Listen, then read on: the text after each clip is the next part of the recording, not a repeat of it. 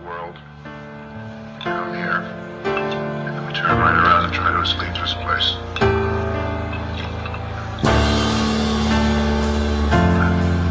Think about escape, though. Chance you might end up someplace worse. Almost everywhere in the world, there is some pony being oppressed in some way, being driven into depression, into loneliness, or just into making every other living being in their presence feel the same way as them.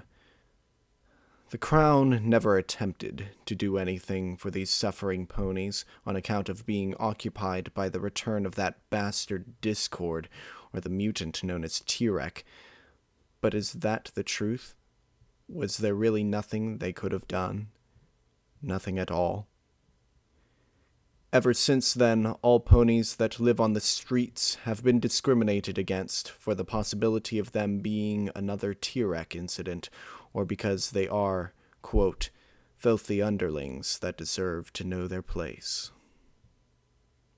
Second moon of the third season, dark time, 15 seasons after the dark shift. Walking through the freezing streets had become a bit more of a struggle these past few days for me.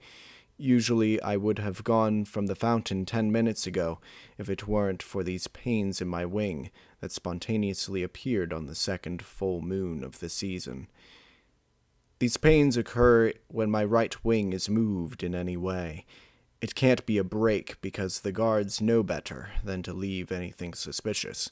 A bruise is easier lied about to the higher-ups than a break. Anyway, because I am 10 minutes later from the fountain than usual, it means that my blankets have been taken by Hopeful Rose, the one pony that understands all of us, that live on the streets of the city on the mountain. She is the leader of the HVM, the Homeless Veterans Movement, and all that my sleep buddy talks about. Now, I must explain what I mean by a sleep buddy before whoever reads this misunderstands. Sleep buddy is what my partner Stout Sentry and I call the night watch, the night watch being whichever of us gets back from the fountain second, who has to stay awake to look out for the threat of the guards and the noble-led neighborhood watch, who are always trying to get us off the streets and into the dungeons. Like Tartarus with that idea. Hope and Sentry were chatting secretively when I reached the alley that was Home Sweet Home, almost certainly about how bad my wing was, seeing as I lost the fountain run against Sentry. If only I could talk with them.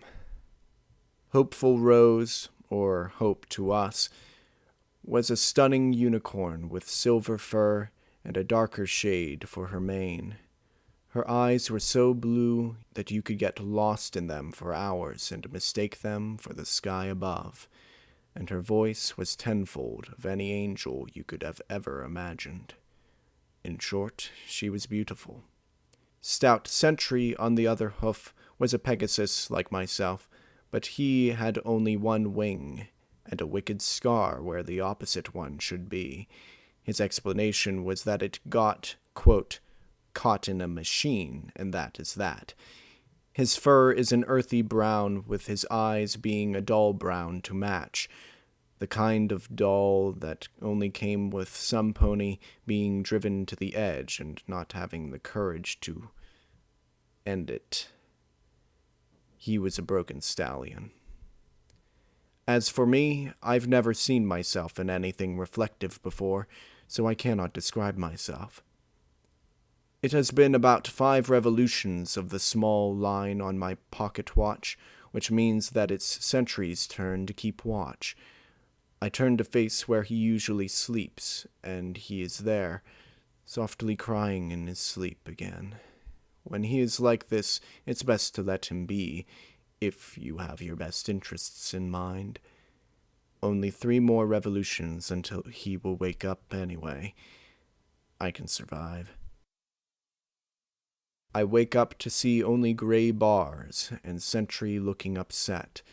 It seems that we have been caught finally by the neighborhood watch, as Hope sits on the other side, looking at us sadly with tears in those gorgeous eyes. Sentry, you should be the one that tells him. Hope whimpers as if she is trying to talk while holding back tears. I look at the stallion in question, waiting for the answers to Hope's ominous greeting. Look, son, do you know what Hope is the head of? Sentry asks, still not telling me what is happening. Quietly, I ponder what he means before remembering she is the head of the organization to get veterans off the street. With this information in mind, I cautiously nod. Well, son, she can get me out of here and into an apartment in Manhattan within the hour, Sentry states, all the while looking down as if the floor suddenly became interesting.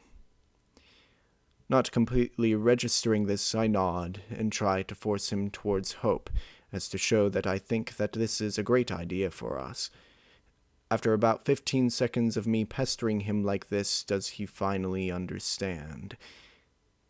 Listen, son, you don't get what I'm telling you, he barks. Hope can get me out of here, but she can't get you freedom. At most, she has managed to get you a short sentence. The weight of what Sentry had said finally got to Hope, and she burst out into tears, and it dawned on me that I would be alone again. I don't think I could stand to be alone again, and with that thought still fresh in my mind, they left. No emotions were let out from us two stallions, having been brought up in the same style that the stallion was the rock for mares like Hope to cling to, as Sentry was being now toward her. We both silently agreed that there was no point in delaying the inevitable. That didn't mean that when they left I had to be a rock. And I think for the first time since the dark shift I completely lost a hold of myself and became an emotional mess for the negligent guard to get annoyed at and eventually beat into silence.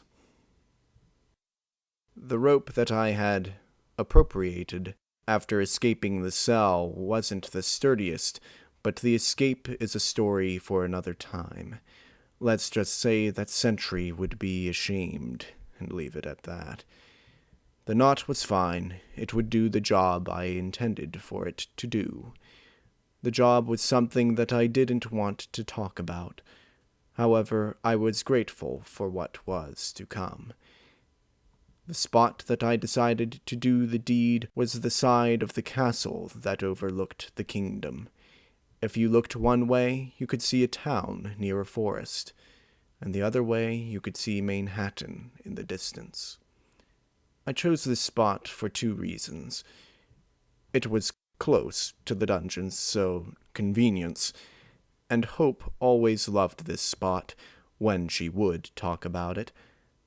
The rope was tight and sturdy, and from my vantage point in the tree, all was at rest. This time was perfect, and I wish it could have been eternal, because it was the time in between my departure from the branch and the afterlife. As I fell, my mind's eye brought forth all of the good times I had, before remembering like a dull foal that I had none. Everything that wasn't Hopeful Rose was bad, and my mind instantly locked onto her beautiful face, and how much I would have paid to have seen it one more time. I swore that I could see her, while the rope slowly provided the sweet release from the darkness many before me had had. It was as if she had been calling to me. But you know what ponies who have lost hope are like.